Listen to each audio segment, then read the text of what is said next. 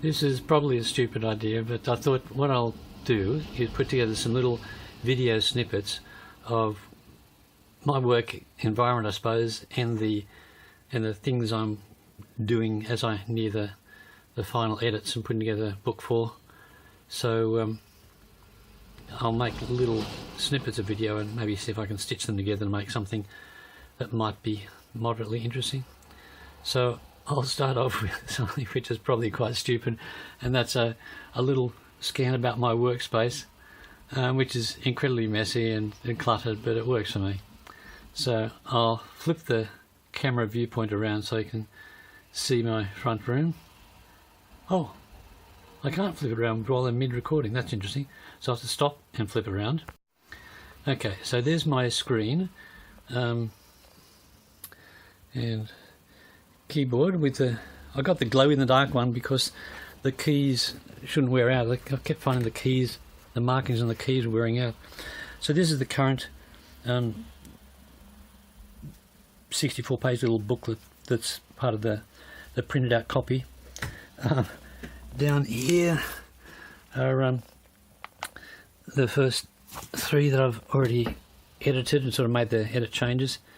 There's my sort of some of the computer gear. This is my cute little computer just here, the main computer. Yeah, and these are the booklets still to do for the rest of the book. So I've just marked up, changes there in pencil, and I'm making those edits to the manuscript, the electronic manuscript. Yeah, so there's my very messy workspace in my front room. There's the sofa that I do some writing on. A bunch of clutter and mess there. Anyway, so that's the workspace. So I'm in the final stages of the edit. There's probably only several days left to go. And I guess I'm getting a little bit excited.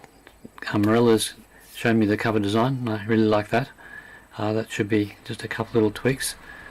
As I said before, I've got my little booklets that I'm working through. As I did the final read through, I tried doing what I've called my oh, you can't see that, my oomph analysis, which is a spreadsheet, which is a stupid thing to do, I suppose.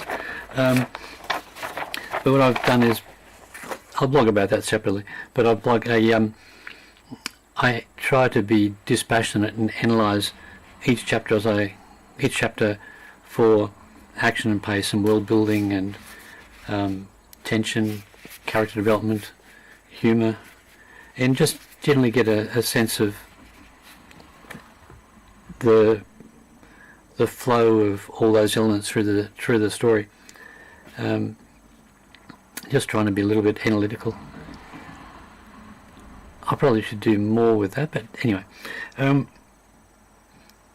So I'm no longer panicking, I suppose, because I can see that I'm going to meet my own deadline of getting in by the end of March for the 3 versions of the book, the e-book and the A format paperback and the B format paperback, and then start doing some book marketing or preparation of that sort of thing, like planning a book launch for number 4. And I thought what I'd do is put together these little snippets of video, maybe stitch them together into something a little bit longer for YouTube, so people could sort of see what the final steps in the process are like. And it might be moderately engaging, I don't know, hopefully.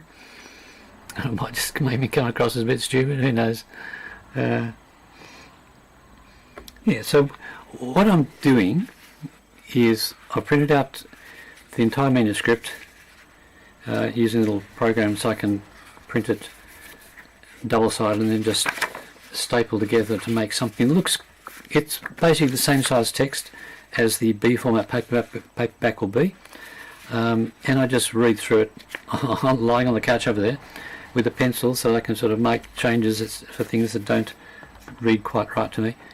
And this is the final step in my editing process.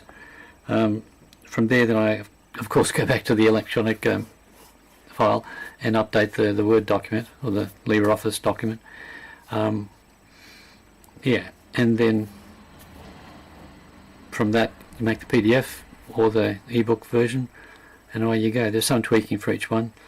I'm starting to waffle, I think, now, so that's probably enough, and as I get to the next moderately interesting bit, I'll post another little snippet of video.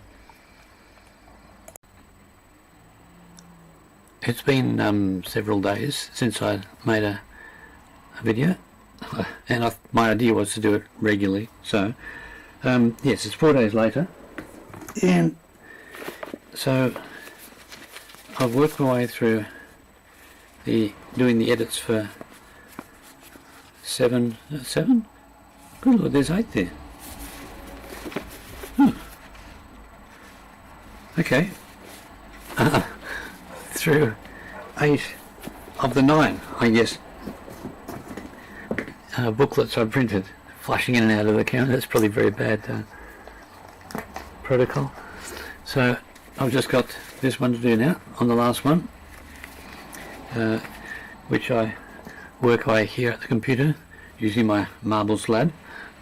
The marble slab is to hold it down so it doesn't fall off the edge of my little shelf here, because I really don't have quite enough space for the keyboard and to put the booklet there, so it hangs out over into empty space, which probably not ergonomically the best, but it works for me. Other news, I suppose, is I've got the cover design from Morella. I'll show you a printout on my printer, which I can't do the proper CMYK ISOC profile for, so the colours are kind of murky and washed out, but that's what it looks like. And that's reversed. The camera's reversing it? Oh well. Strange. Yeah, it looks better live, sort of thing. I'll hold up my phone image, and maybe I'll give you. Oh, but that's all washed out from the brightness. Yeah. So, yeah, what you're seeing is not what I'm seeing, because the Hue and I guess it does a much better job of contrast control than my cheap little video camera webcam. Yeah, so I'm hoping to finish my edit of this today. Next steps then are to check through the changes. You know, I've marked them out in the document so the changes are visible, but just the insertions I've accepted all the deletions, to make it visible, you know, more like what you actually read. So I'll skip through all those just to double check them, introduce some typos or weirdnesses when I rephrase things, or made errors in the planned edit, and then I'll accept all those changes. I've got to apply for what used to be called the cataloguing in print information for the book that you get from the Australian National Library. Now that's changed to be called now the Pre-Publication Data Service. So I'll be reading up a bit about that, and there's a different text that goes into the books for that. It's a faster process. The information you provide goes into various databases, I think, straight away, and they've also got a little logo to sort of show that you've done that to include in the book, so I'll do that. And the next big step then will be to try to get the cover PDF X prepared for my books, and I'm battling with Scribers at the moment. I used to just load up the PDF template file from Ingram Spark, and that would appear, and I'd put in Morella's image and choose the right color, ISOC color profile, and output a PDF X file. But for some reason Scribers isn't loading the PDF, so I think I've got something wrong on my computer end, not to do with Scribers. So I'll need to sort of poke about with that and try to get that fixed up. Then I'll be doing the ebook version, the 4x7 version, the 5x8 version, and because I've withdrawn all the other books from Kindle Select, the exclusivity deal, they're still available on Amazon. I want to also put through the the previous 3 books as ebooks through Ingram Spark, so they'll be more widely available than just Amazon. So I need to do that soon too. So I've got a bunch of things to do over the next week or so. I'm going to be quite busy, but quite fun as I get closer. So that's probably enough for now. Talk to you later. This is going to be a very short video, I think, because I'm quite under the gun. I think the last one I made was a few days ago, probably on Monday. Since then I've finished making all the edits. I've created the catalogue in print, now the pre-publication data service registration for the books. But I'm working through checking all those final edits now, and yesterday also, with some help from one of the developers from Scribus, sorted out the problem with being able to see the cover template from Ingram Spark at all. The PDF was loading as complete blank, but fortunately he pointed me at the bug that was causing that and the workaround, so that's back in action. So I've got to finish the 500 pages check of the edits. I thought I had 3 days, but actually tomorrow I've got my grandnephew's first birthday party to go to, so that's going to take most of the day. I've got 500 pages of final edits to check for the 5x8 edition. I've got to copy it into and format that for the 4x7 edition. I've got to prepare the covers for the 4 and the 5x8, 4x7 and 5x8 editions, but using Morella's artwork. So that means just placing some the barcodes and making a QR code for the books, putting them together, exporting them as PDFX. But it does seem like quite a lot of work to do. I've also got to prepare the epub and Amazon versions of the ebooks. So it's going to be almost impossible, I think, but I'm still trying. I'm going to see how we go today. Alright, that'll do for Friday the 29th of March. Stay tuned. So today is the final day. There's a little bit over 12 hours remaining, and as yet I have no books finished and ready. They're all close. So I have the text prepared for the 5x8 edition and the 4x7 edition. I finished all the edit checks yesterday evening, and then finalised little details like the review links,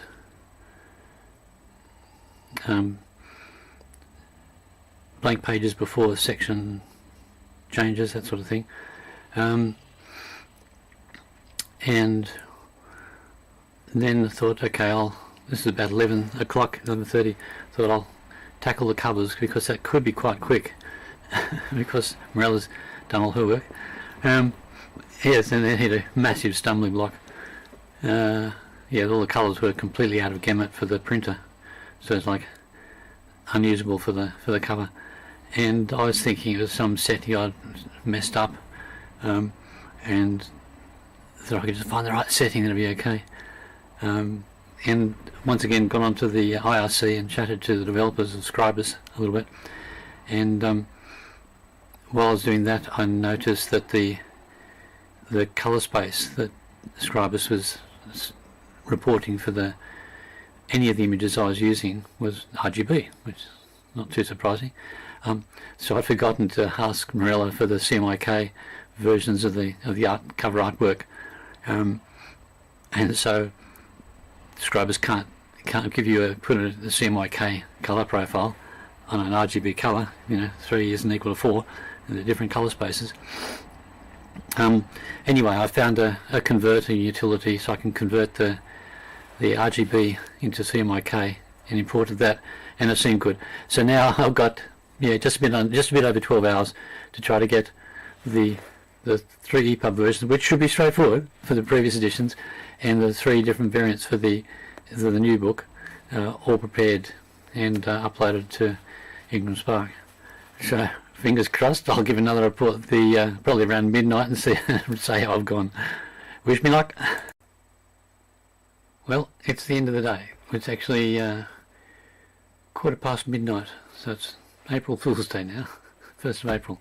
How did I go? The deadline was passed. Well, it wasn't a complete disaster. It didn't go the way I wanted though. So I did make the printed. Oh, okay. So I was making the covers for the 2 print editions, and the first obstacle was that I didn't have a an image for the cover in the right colour space. I had RGB, not CMYK, and to make the correct PDF X files for the printer, which needs CMYK colour, you need CMYK images.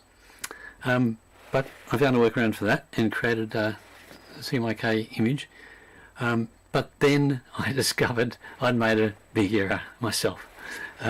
So I had sent to Morella the template for the 4x7 inch edition that was too small. It had I'd told her the wrong number of pages by 50 pages, 50 pages short. So the spine was too narrow. And I spent some time fiddling, expanding the image just a little bit to try to sort of stretch it out so the spine would be the right width, and then did the check for the whether the text and the important parts of the text on the spine would be outside the allowed print margins, and it was like no, not at all. So I realised I'm a hiding to nothing here. It'll be a disaster. So I could clunge up something, but it'd take me hours and hours and hours. It'd look awful. So I thought I'd just go back to Morella and beg it to sort of make a new updated version if I send her the correct template file. So hopefully that should be relatively simple, because you just need to sort of move a couple of things around, hopefully, and maybe stretch the image a bit, so who knows. Alright, I thought, alright, but at least I get the 5x8 one done. So I'm working away at that, and so I'd done a draft of this basically. I'd sort of put in some basic information on the Ingram Spark website and set the price for $20. That's about right. I'll make a couple of dollars on it if it's $20 for the printing cost. And away I went. And when I got to that page in that form on the website, it told me, your author compensation for that will be negative $986. I thought, so I'd have to charge how much for one book for the printing cost? I thought, this can't be right. So I thought, all right, I'll put in $1,000 just sort of get past this hurdle. I can always talk to them, Ingram Spark later and get it corrected, the pricing corrected. So I put in a price of $1,000, and it said, not too bad, but now you'll be in debt by $380. So you'll earn negative $380 US on that. I thought, interesting. So all right, I'll bump it up to $1,400. No, $1,500. Like allow a bit of a margin for error. So I put that in and said, you're getting close. You're only going to lose $99 now. It's only like a negative $99 profit on this book. So all right, I'll put it up to $1,700, and at $1,700, the website said yes, you'll make $20.01 at that price. So I thought, all right. So I put the same price in for the Global Connect program, and it said, oh, no, you can't do that. The maximum price you have for a Global Connect program is $250 or something. So all right, well, I'll opt out of that just to try to get the book in and get it past this stage. And so I clicked on to the next stage and said, oh no, you can't charge more than $250 for a book. Fair enough. so I was stuffed. There was nothing I could do. So all I could do was write an email to Ingram Spark saying, well, look, I think what's happening is that someone's messed up the website, and now it's estimating the prices in the form in cents, US cents, not US dollars. So I simply couldn't get either of the print editions done. One because of my error, the other one because of some weird, bizarro error on the Ingram Spark website. So, all right, I've sent off the support request, and I think they'll come back in a few days, and hopefully there'll be a happy result. All right, I thought move on to the epub editions. So these are not the Kindle editions, these are the epub, the ones that are not sort of locked to the Amazon platform. So that went more smoothly. So I did the first one, I did the latest book, Violent Causes, and I produced the epub for that and used Calibre and fed it all through and fixed up the beginning matter and the end matter and made sure I also went to Thorpe Bowker and created registered new ISBNs from my set of ISBNs I'd bought for the epub edition as distinguished from the Kindle edition. Put all that information in, which took some hours to do all four of them. Anyway, so I went through, basically worked through one by one, making the new epub versions of the four books, and fix them up and submit them as I went. And I think I might have just scraped in on that last one. I was like doing the upload when the clock ticked over from midnight, so I don't know. So we see how it goes. It was far more exciting than I wanted it to be. Far more stressful and tiring. Yeah, that was an experience. So, yeah, we'll see what happens, I guess. I think that'll do me for today. All right. So this will be the final video in this little small saga. This is the unboxing ceremony. Yeah. So this hasn't been without its troubles either. I thought the parcel was going to arrive on Friday, but as you can see from this blue problem sticker, somehow it had been delivered without the street address for the post office, just a parcel locker somewhere in Newtown. So I need to check up whether that was my mistake or whether there's some odd thing about the way addresses go onto delivery consignments in Ingram Spark. Anyway, so without further ado, here is the unboxing for Violent Causes. So I must admit, I'm actually a bit excited about this. There's been toing and froing and unwanted dramas when I discovered on Sunday that it had failed to be delivered and chased up on Monday and conflicting information. But Sabrina at Star Trek was extremely helpful. Oh, that looks good. So I don't know how you do these unboxings, but there it is. There's Volume 4 of the Lease dossier, Violent Causes. I'm going to have to flip this because that text is reflected too. But oh, that looks great to me. On the back and the spine. Yeah, I'll definitely flip all this video, so I'll be reversed. But that's strange. It's doing like it's a man. All right, so just flipping through myself. Oh, it's looking nice. Oh yes, very nice indeed. Yep, from first glance, I'm very, very happy. Yeah, so this is my proof copy, and I'll check this, and I may as well do another read through. I've got time for one last final edit, because there often seems to be always almost final typos and glitches you find. So I'll give you a quick flip through.